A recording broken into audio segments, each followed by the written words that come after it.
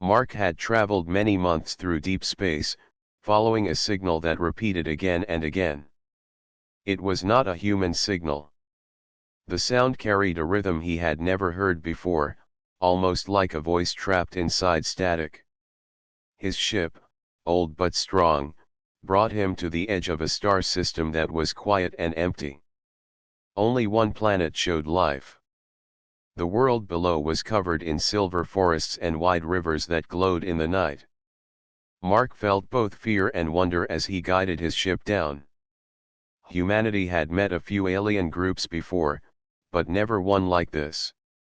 The message he had followed seemed like a cry for help, and he knew he could not ignore it. As the ship touched the surface, the ground shook lightly. Birds with crystal wings flew into the sky. Strange plants bent toward the light of his engines. Mark stepped out, his boots sinking into soft soil. The air was heavy but breathable, filled with a sweet scent that reminded him of honey. In the distance, tall shapes appeared. They were guards, their armor shining like glass. They moved slowly, with grace and strength. Mark raised his hands to show he carried no weapon. The guards did not speak at first. Their large black eyes studied him, their tall forms towering over his human frame. One guard finally spoke. The voice was deep, carrying a soft echo. "You are the one from the stars. The Queen has been waiting." Mark nodded. He was guided along a path lined with glowing stones.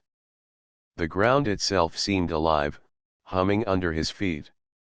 As they walked, he saw villages built into giant trees and bridges that stretched across rivers of light. The alien people looked at him with fear and curiosity. Some whispered to each other, some hid their children, and some stared openly, as if they were looking at a legend. The path ended at a great hall made from black stone. Vines covered the walls, but they did not look wild. They were arranged with care, shaped into patterns that told stories. Inside, the air was cool and silent. Torches burned with blue fire, giving light to carvings of battles and celebrations from a time long past. At the far end, on a raised seat of silver and gold, sat the Queen. She was taller than the guards, taller than anyone Mark had ever seen. Her skin was pale like ivory, and her eyes glowed faintly, as if a hidden fire lived inside them. A crown of living vines rested on her head, slowly shifting as if they were still growing. The guards bowed and stepped aside. Mark stood alone in the middle of the hall. The Queen raised her hand, and silence filled the chamber. When she spoke, her voice was soft yet heavy with power. "You came when others would not. You crossed the empty dark to find us. Tell me, human, why?" Mark swallowed and took a deep breath. "I heard your signal. It sounded like a call for help. Humanity has a rule. If we hear a cry, we answer. I am here to listen, and if I can, to help." The Queen studied him. Her gaze felt like it could pierce through skin and bone. Finally, she leaned back on her throne, her expression calm but tired. "You are far from your world. Do you know whose voice you followed?" Mark shook his head. "I only knew it was not human." The Queen closed her eyes for a moment, then opened them again. Her voice lowered, almost like a whisper. "It was mine." The words sent a shiver through Mark. He had never expected a queen to call into the void, hoping a stranger would answer. She rose slowly from her throne, her tall frame moving with the grace of age and power. "My people are fading," she said. "We once ruled the stars around us, but now we are trapped on this single world. Our strength is gone. Our time is ending. I am too old to carry the future forward, but I could not watch my people fall without seeking something beyond us. So I sent my voice into the dark, praying that someone, somewhere, would come. Mark listened carefully. He could hear sorrow in her words, but also hope. The queen stepped closer, her presence towering over him. Yet her eyes softened. "You are human. I have heard stories of your kind.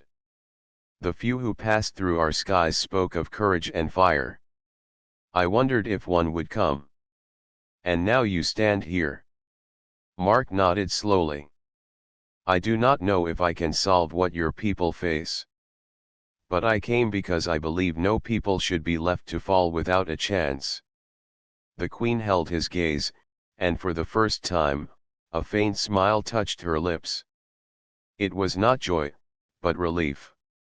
"You speak with a heart unbroken by fear. Perhaps that is why I called. For I am too old for you, human, but my daughter awaits you. She is the hope of our line. If there is any path forward, it will be through her." Mark stood silent. He did not know what this meant, but he felt the weight of her words. The queen turned and gestured to the shadows at the side of the hall. "You will meet her soon. For now, rest. You have traveled far. Tomorrow, you will understand why I brought you here." Guards stepped forward again, guiding him toward chambers deeper in the hall. As Mark walked, he glanced back at the queen. She sat again on her throne, her figure tall and unbending, but her eyes distant, like one who had already given much of her life to hold her people together. Mark knew then that his journey was only beginning. Whatever task awaited him, it would decide not just his fate, but the fate of a dying people who still held hope in the dark of the stars. Mark woke in a chamber lit by soft blue fire. The walls were smooth stone, carved with symbols he could not read. A table beside his bed held a bowl of fruit, glowing faintly as if touched by starlight. He had slept deeply, but his mind was restless. He thought about the queen's words from the night before. A guard entered quietly, tall and silent, and gestured for him to follow. Mark walked through long halls where paintings covered the stone.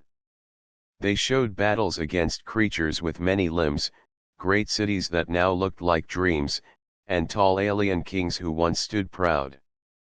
The silence in the halls felt heavy, as if the walls remembered every loss the people had suffered. The guard led him into a wide garden that stretched beneath an open roof. Vines climbed the walls, and pools of water shimmered with silver fish. In the center of the garden, the queen stood waiting. She no longer wore her crown.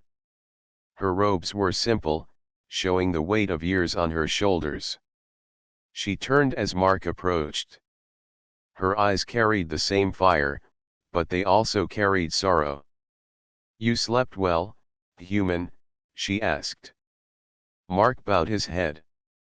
"Yes, Queen. Your people have shown me honor." The queen walked slowly among the vines, her hand brushing against their leaves. "Honor is easy to give when little else remains. We give what we still can. Sit with me, human, for there is much I must tell you." Mark sat beside her on a stone bench. The garden was quiet except for the sound of water flowing gently into a pool. "My people were once strong," the queen began. "We traveled beyond the stars. We built towers on many worlds. We were feared and respected. But time is cruel. A sickness struck us many generations ago. It did not take us quickly. It stole our strength slowly, year by year. Our children became fewer. Our warriors became weaker. And now we stand at the edge of silence." Mark listened without speaking. The queen's voice softened. "I have ruled longer than I should. I carried the weight of our survival, hoping for a cure, hoping for a change. But none came. My body still stands, but I am old. Too old to carry my people into a new age. That is why I sent my voice into the void. That is why you are here. Mark leaned forward.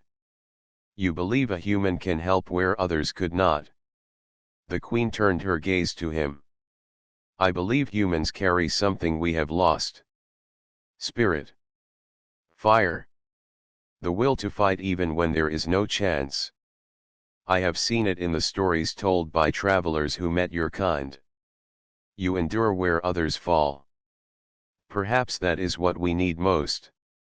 Not medicine, not armies, but a reminder that we can rise again. Her words struck deep in Mark's heart. He had never thought of himself as more than a pilot and explorer, but here an entire people looked to him as if he carried the answer to their survival. The Queen rose and walked to the pool. The water reflected her tall figure, but it rippled with every step, showing how fragile the image was. My daughter is young, she said. She has not yet carried the weight of loss as I have.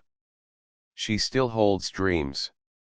She must lead when I am gone, but she cannot do it alone. She needs strength beside her. She needs someone who will not give up when the shadows press close. Mark stood slowly. And you think I am that someone? The Queen turned and faced him. Her expression was calm, but her eyes glowed with hope. I am too old for you, human. My time is ending. But my daughter awaits you. She is the bridge between what we were and what we might yet become. If you can guide her, if you can stand with her, perhaps my people will see a future. Mark felt the weight of her words settle on his shoulders. He had come to answer a call, not to shape the destiny of a dying race. Yet as he looked at the Queen, he understood she was not asking for herself.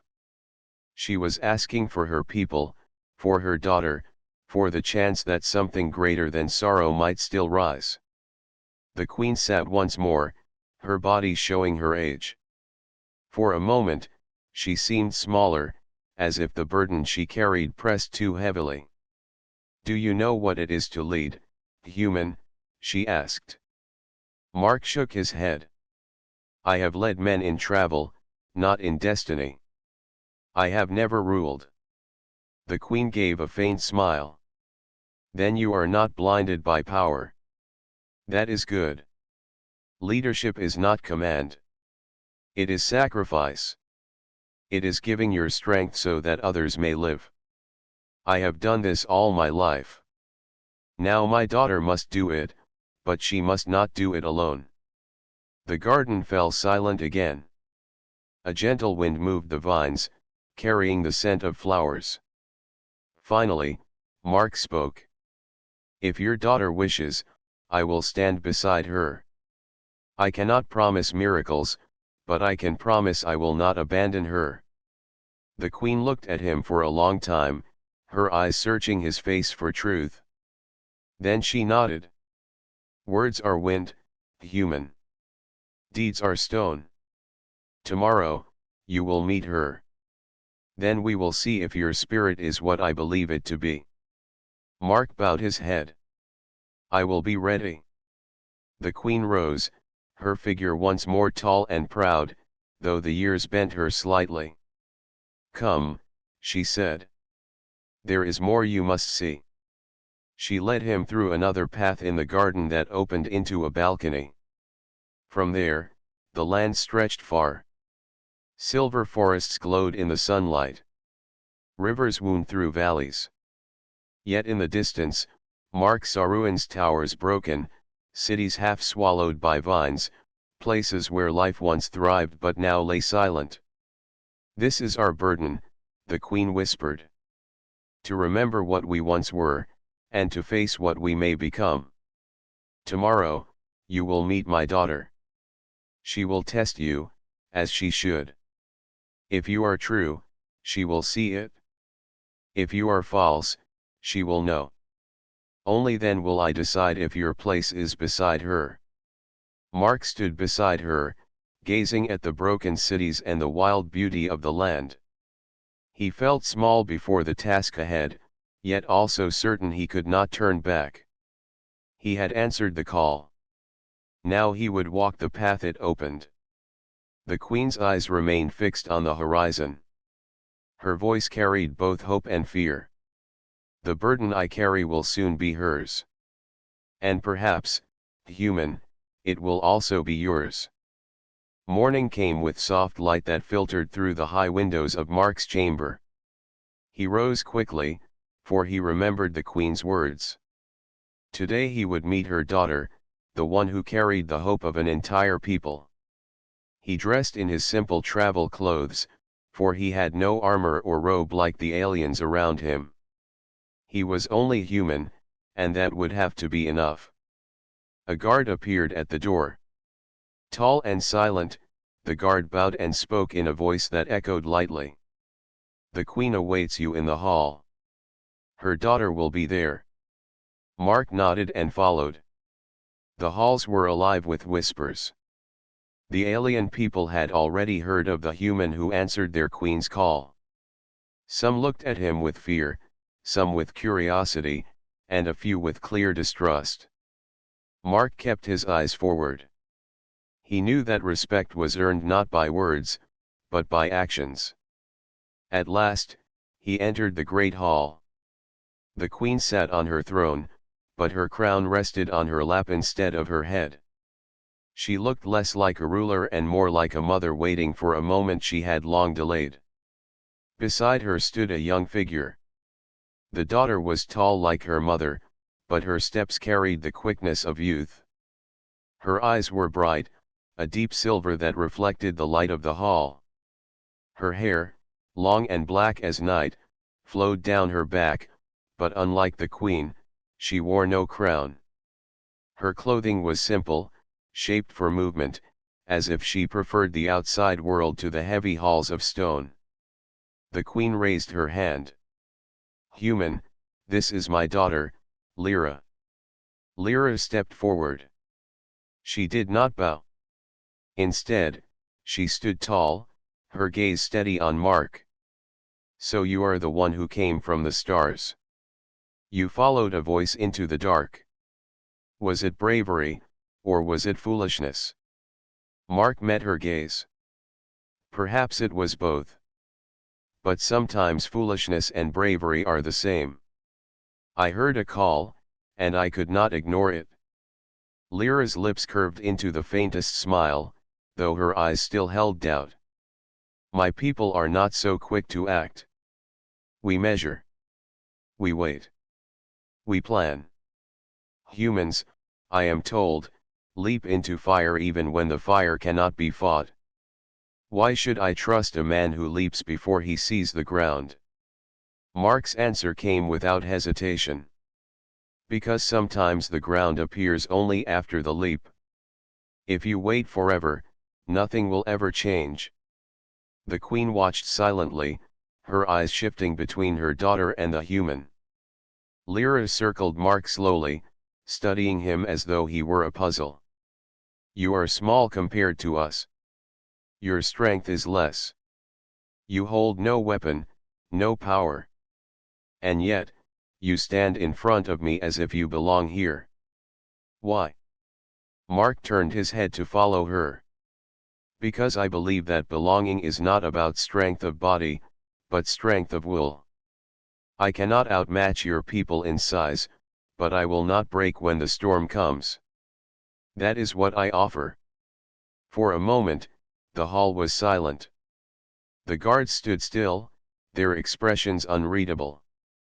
The Queen leaned forward, her fingers tightening around the edge of her throne. Then Lyra stopped in front of Mark again. She tilted her head slightly. Words are light. They shine, but they fade quickly. I wish to see if your will is as strong as you claim. Mark nodded. Then test me. The Queen raised her voice. Enough, Lyra. The human has only just arrived. He needs time.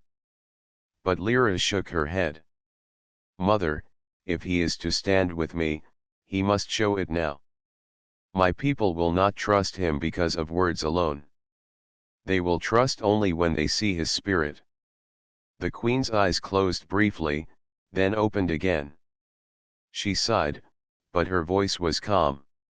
Very well. What do you ask of him? Lyra looked directly at Mark. There is a crystal in the wild lands beyond the river of mist. It shines with a light that never fades.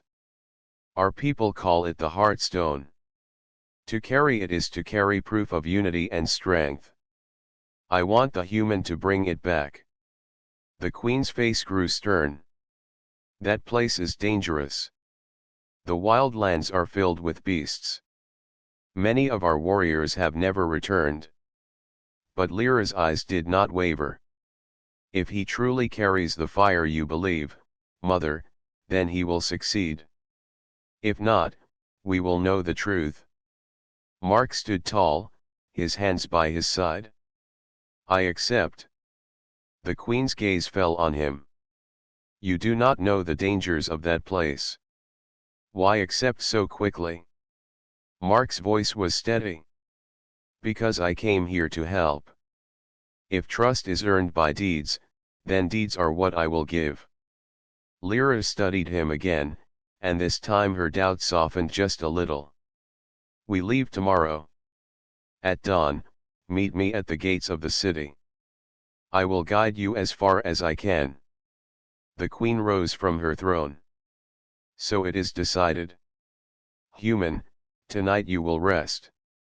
Tomorrow, your trial begins. Know this, Mark, many eyes will watch.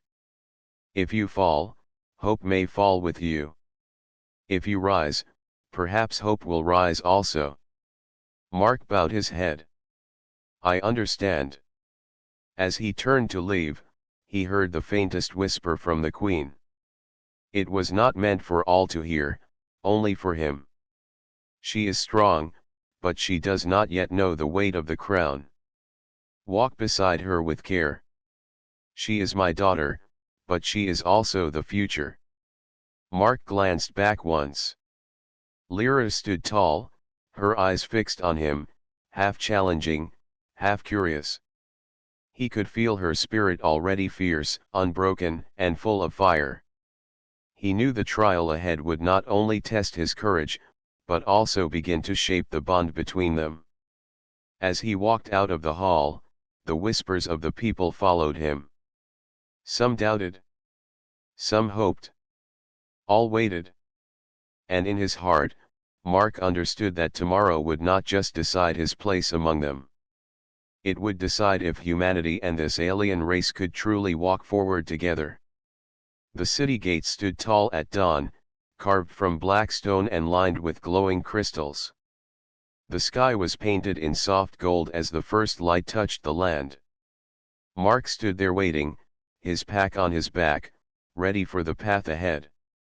The air was cool, carrying the scent of mist from the great river beyond. Lyra arrived soon after, walking with quick steps. She wore light armor shaped from shining scales, and across her back hung a long spear. Her silver eyes shone in the morning light, sharp and unyielding. She stopped in front of Mark, studying him in silence for a moment. You are ready, she asked. Mark nodded. As ready as I can be. Good, she replied. The Heartstone lies in the wild lands beyond the river. Many of my people fear that place. The beasts there do not forgive weakness. If you truly wish to prove yourself, you must face them. The gates opened slowly, the sound of stone grinding against stone echoing through the valley. Beyond, a wide path stretched to the horizon where a wall of silver mist hid the wild lands. They began walking together. At first, there was silence between them, broken only by the sound of their steps and the cries of strange birds flying above. Mark glanced at Lyra. She walked with calm confidence, but he could feel her watching him out of the corner of her eye, measuring him with every step. Finally, she spoke. Why do you risk your life for a people not your own? You could have turned back when you heard the signal. No one would have known. Mark answered simply. Because I would have known. I cannot hear a cry for help and ignore it. My people live by that rule. If we do not help others, then we lose what makes us human. Lyra tilted her head, curious. Strange words. My people help only our own. To help others is weakness, for it risks what little we have. Mark shook his head. To me, helping others is strength. When we share our fire, it grows brighter, not weaker. Lyra was silent for a while, but her expression softened slightly. By midday, they reached the river of mist. The waters rushed wide and fast, glowing faintly with silver light. A narrow bridge of stone crossed it, cracked with age but still standing. On the far side, the mist rose like a wall, hiding everything beyond. This is the edge, Lyra said. Beyond here, even my people do not go unless forced. Once you step through the mist, the wild lands will test you. Mark tightened the straps on his pack. Then let us step through. Lyra gave him a long look, then nodded. I will follow. But know this, I will not fight your battles for you. This is your trial, not mine. Together, they crossed the bridge and entered the mist. The air grew colder, and the light dimmed. Shapes moved within the fog, shadows that seemed alive. Mark felt his heart race, but he kept moving. When the mist cleared, the wild lands opened before them. Towering trees with black bark reached high into the sky. Their leaves glowed faintly, casting eerie light across the ground. Strange cries echoed in the distance, and the ground was covered in claw marks. They walked carefully, eyes alert. Soon, the first danger appeared. A beast emerged from the shadows, low to the ground with 6 legs and sharp tusks. Its eyes glowed red, and it growled as it circled them. Mark reached for the small blade at his belt. It was the only weapon he had. Lyra did not move, her spear resting against her shoulder. This is your trial, she said. Show me. The beast lunged. Mark dodged to the side, his blade slashing against its hide. The cut was shallow, but it slowed the creature. It turned quickly, charging again. Mark braced himself and rolled aside, striking at its neck. Again the cut was small, but his movements were fast, clever. The beast roared and lunged a third time. This time Mark stood his ground. At the last moment, he shifted aside and drove his blade into the beast's eye. The creature screamed, thrashed, and then fell silent. Mark pulled his blade free, breathing hard. His arms trembled, but he was still standing. Lyra's eyes narrowed, watching him closely. You fought with no strength, only speed and wit. Yet you won. Perhaps humans are more than stories. Mark wiped the blade clean. Strength alone does not win battles. Sometimes the mind is the greater weapon. They pressed deeper into the wild lands. Hours passed as they crossed tangled roots, climbed over fallen trees, and pushed through thick vines. Each step carried more danger. They faced swarms of small winged creatures that struck with sharp stingers. They avoided a giant serpent sleeping in a pool. At every turn, Mark felt the land itself testing him. At last, they reached a cave at the base of a cliff. From within came a faint glow, pulsing like a heartbeat. The heartstone lies inside, Lyra said. But beware. It is guarded. Mark entered carefully, his blade ready. The cave walls shimmered with crystals, reflecting light in every color. At the center of the chamber rested the heartstone, a large crystal glowing with steady silver light. Before he could step closer, a roar shook the cave. A massive beast crawled from the shadows, its body covered in dark scales, its eyes burning bright. It was larger than any creature he had seen, its teeth long as blades. Mark's heart pounded. He knew he could not fight it with strength alone. He looked around quickly. The cave roof was lined with loose crystals, sharp and heavy. As the beast charged, Mark ran to the side and threw a stone at the roof. Crystals broke loose and fell, striking the beast. It roared in pain. Again Mark attacked the roof, sending more crystals crashing down. The beast thrashed, blinded by falling shards. At last, with one final strike, the roof above the beast collapsed. The weight of the crystals crushed it, and silence filled the cave once more. Mark stood breathing hard, sweat dripping down his face. Slowly, he stepped forward and placed his hand on the glowing heartstone. Its light shone brighter, filling the chamber. Lyra entered behind him, her silver eyes wide. For the first time, her voice carried respect. You faced the wild lands and returned. You fought not with strength but with spirit. You have proven yourself. Mark lifted the heartstone. Its glow bathed them both in silver light. This is not just proof of my trial, he said. It is proof that together, we can face what others fear. Lyra held his gaze for a long moment. Then, slowly, she nodded. Mark held the heartstone in his hands as its silver light pulsed like a living heart. The glow painted the cave walls and cast shadows that danced around him and Lyra. For a long moment, they stood in silence, listening to the stillness after the great beast's fall. At last, Lyra spoke. Few of my people could have done what you just did. You fought without fear, and when strength failed you, you used your mind. That is not weakness. That is something I have not seen in years.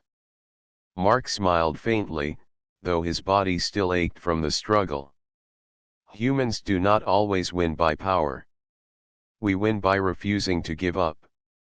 If there is even a chance, we fight until the end. Lyra's silver eyes studied him. There was less doubt in them now, more curiosity and respect. Perhaps my mother was right to call you here. Perhaps you are the fire we need. They left the cave together, stepping back into the wild lands. The heartstone's glow guided their way through the shadows of the forest. The air was heavy, filled with the cries of distant creatures. Mark walked beside Lyra, his grip on the crystal steady. Your people must have faced this trial before. Why send me? Lyra glanced at him. Because it is not the stone that matters. It is the spirit of the one who carries it. My people lost their fire long ago. Too many failed and never returned. The heartstone became more legend than truth. My mother believes that if you return with it, hope will return with you. Mark nodded. Then let us make sure it reaches them. As they moved deeper into the forest, danger returned quickly. From the shadows came a pack of smaller beasts, their bodies lean and fast, their eyes glowing with hunger. They circled, growling, their claws scraping against the ground. Lyra lifted her spear.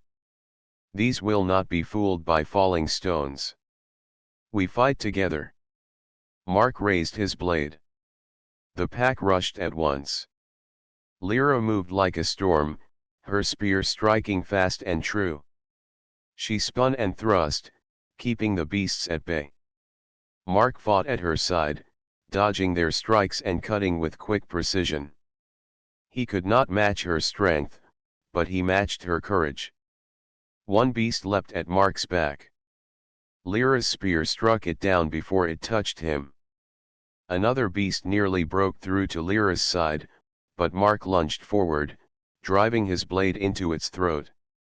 For a time, the battle was chaos, claws and teeth against spear and blade. Yet neither Mark nor Lyra fell. When the last beast lay silent, they stood together, breathing hard but unbroken. Lyra turned to him, her silver eyes shining in the glow of the hearthstone. "You fight like one of us. No, you fight as more. You never stop, even when the odds are against you." Mark wiped his blade clean. "That is the human way. We fight for each other, not just for ourselves." Lyra's gaze softened for the first time. She gave a small nod. "Perhaps that is what we have forgotten." They pressed onward, moving back toward the river of mist. Along the way, they crossed through ruined villages, places where broken walls and shattered towers lay covered in vines. Lyra slowed, her expression heavy. "These places were once alive," she said quietly. "Families lived here. Children played in the streets. But when the sickness spread, and the beasts grew bold, they were abandoned. We withdrew, step by step, until only the capital remained strong. We lost more than homes. We lost who we were." Mark looked at the ruins, the empty silence of a people's past. He placed a hand on the hearthstone. "But you are not finished. As long as there is life, there is a chance to rise again. The stone will remind them of that." Lyra's eyes lifted to him, and for the first time, there was no challenge in her gaze. Only hope. By the time they reached the river, the sun was falling low, painting the mist in gold and silver. The bridge stretched before them, narrow and cracked, but still standing. As they stepped onto it, a deep roar shook the valley. From the mist rose a massive shadow. A beast larger than any they had faced before, with wings like torn sails and claws that tore into stone. Its eyes glowed with red fire as it roared across the river. Mark's grip tightened on the hearthstone. "It wants the stone." Lyra set her spear firmly. "Then we cannot let it take it.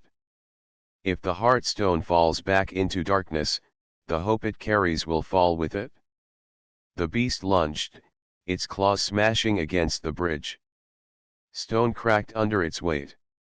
Mark stumbled but held the crystal close. Lyra darted forward, striking with her spear, but the beast's hide was thick, and it barely flinched. "Mark," she shouted, "the stone gives light. Use it." Mark raised the hearthstone high. Its glow grew brighter, shining like a star. The beast roared, blinded by the light. Mark stepped forward, holding the stone before it, forcing it back step by step. Lyra seized the moment. She leapt high, driving her spear into the beast's exposed eye. The creature screamed, thrashing wildly. With a final roar, it fell from the bridge into the river below, carried away by the rushing waters and swallowed by the mist. Silence followed, broken only by the sound of the river. Lyra pulled her spear free, her chest rising and falling with heavy breaths. She turned to Mark, her silver eyes glowing in the stone's light. "You stood firm when even I wavered. You turned the stone into a weapon of hope. My people will have no choice but to believe when they see this." Mark lowered the hearthstone, its glow calming once more. "Then let us carry it back together. Not as queen and outsider, but as two who faced the wild lands and returned." Lyra studied him for a moment, then gave a slow nod. "Together." As they crossed the bridge back into the safety of their lands, the mist closed behind them. The wild lands lay silent once more, hiding their dangers. But in Mark's hands, the hearthstone pulsed with steady light, proof that hope had not died. For the first time since he had landed on the alien world, Mark felt the weight of destiny lift just slightly.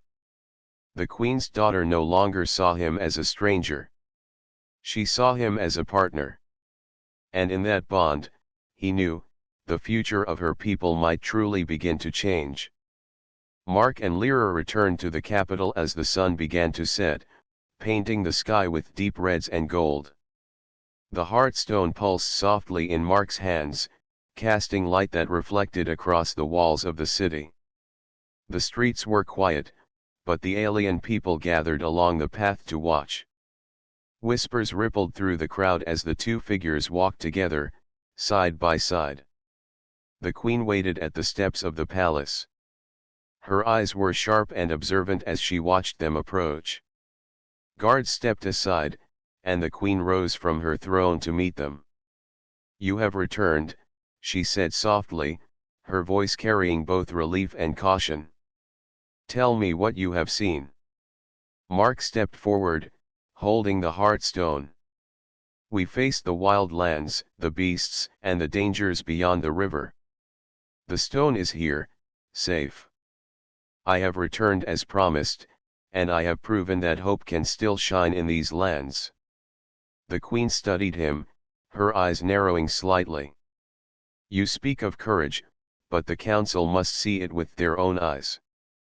They will decide if your place here is deserved." Lyra stepped forward, her silver eyes glinting with pride. "Mother, I have seen his strength. He faced the wild lands, he fought with wit and spirit, and he brought back the heartstone. He has proven himself."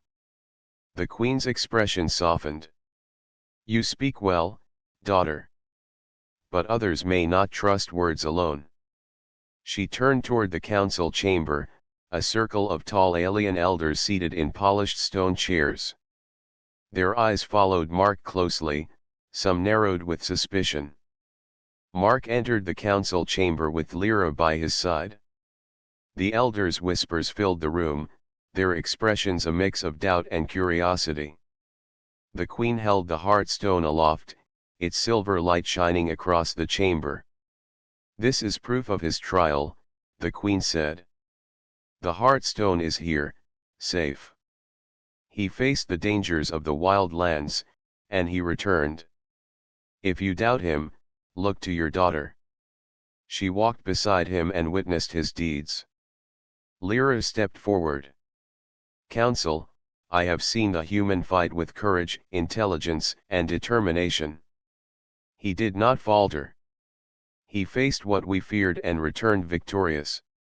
I trust him. You should, too." An elder rose, his voice deep and cautious. "We have lived long, Queen.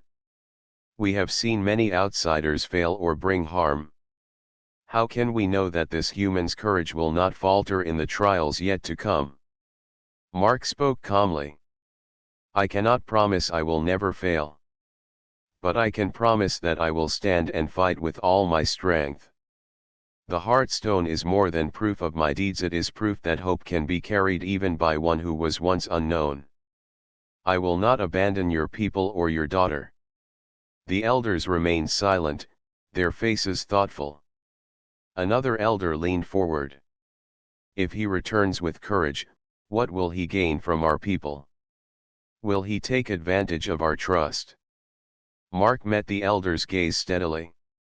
"I ask for nothing for myself. My reward is seeing your people safe and knowing that hope has returned to this world. That is enough." Lyra watched him carefully, her gaze full of respect. "Mother, he speaks the truth. His spirit is pure. The deeds he performed speak louder than any words we could offer." The queen stepped forward, her tall form moving slowly but with purpose. "Council, you see what has been done. The human did not arrive for power, for wealth, or for fame.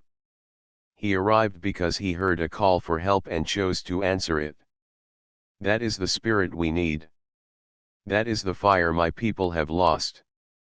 I have judged his deeds and his heart. I declare that he shall stand beside my daughter as we move into the future." Murmurs filled the chamber. Some elders looked unconvinced, but none dared oppose the queen directly. her authority was absolute, and her word carried the weight of generations. One elder finally spoke. "If the queen decides, then we shall follow. But the future is uncertain. We will watch closely." The queen nodded. "That is fair. Watch, and see if his actions continue to honor the trust we place in him." She turned to Mark. "You have proven yourself in the wild lands. But the greater trials are still ahead. Leadership and guidance are not won by a single victory. You must walk with my daughter and show her that humanity's spirit can light the way forward." Mark bowed. "I will not fail her or your people. I will stand with her, and together we will face what comes." Lyra stepped closer to him, her silver eyes holding a new light. "You have earned my trust, human. But more than that, you have earned my respect. The bond we form now will shape the future of my people. We walk this path together." The queen looked at them both, her expression soft but proud. "Then it is decided. Mark, you are no longer a stranger in this world. You are part of our story, part of our hope. My daughter will guide our people, and you will guide her. Together, you may restore what we have lost." Mark held the heartstone carefully. Its glow reflected the light of the queen's eyes. He felt the weight of responsibility, but also the warmth of purpose.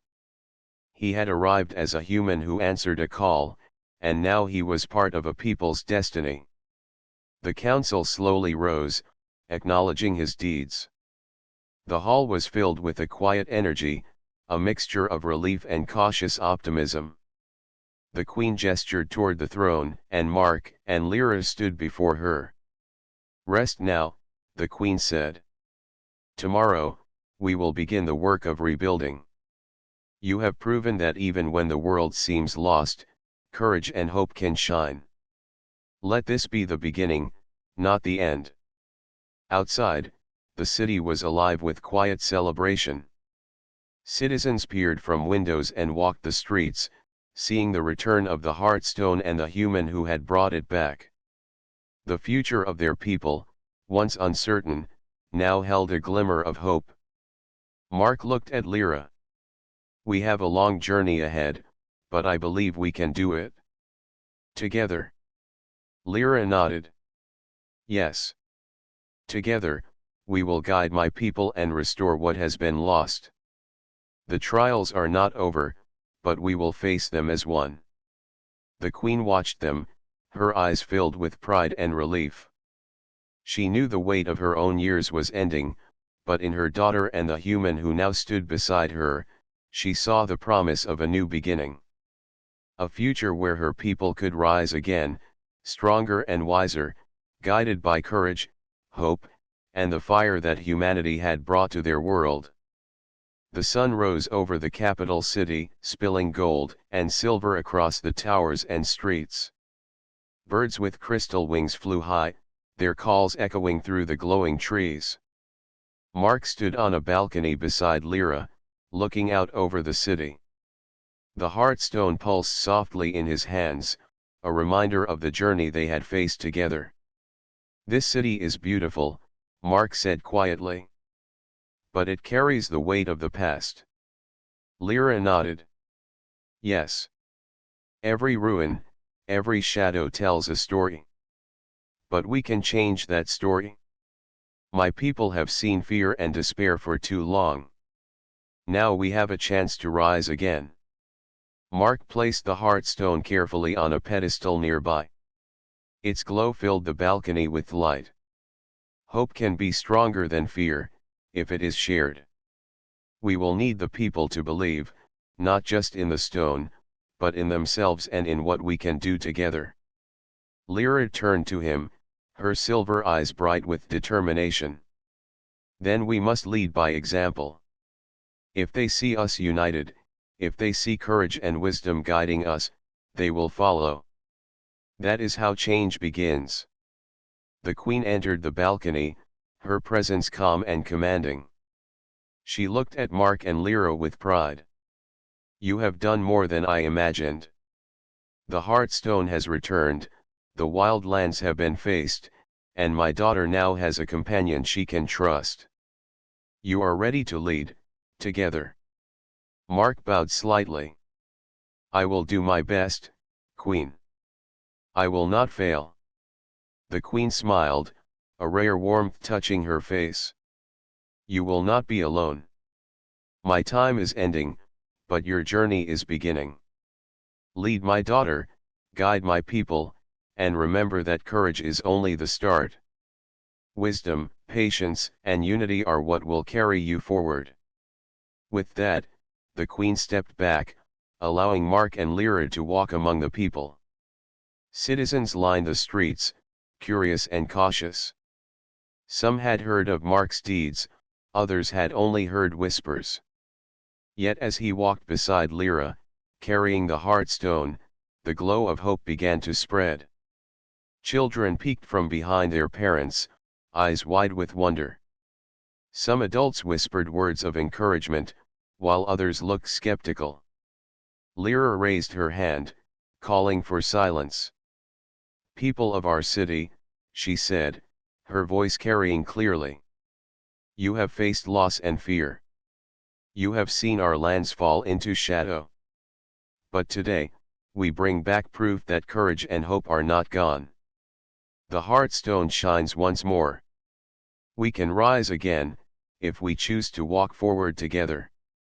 The crowd murmured, unsure at first, but as the light from the Heartstone touched their faces, their expressions softened. Mark stepped beside Lyra. I am from a distant world, he said. I do not claim to know everything about your people. But I know this, the fire of hope can never be extinguished if it is shared. I stand with Lyra, and I will stand with all of you. Together, we can rebuild, stronger than before. A hush fell over the city.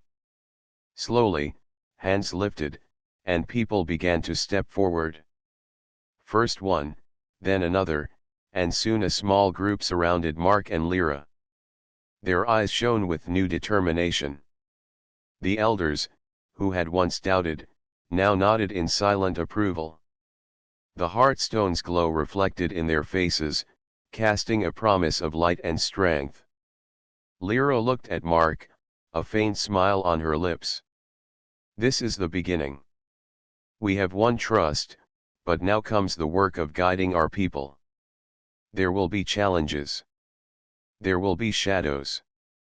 But together, we are stronger than fear. Mark placed a hand lightly on her shoulder.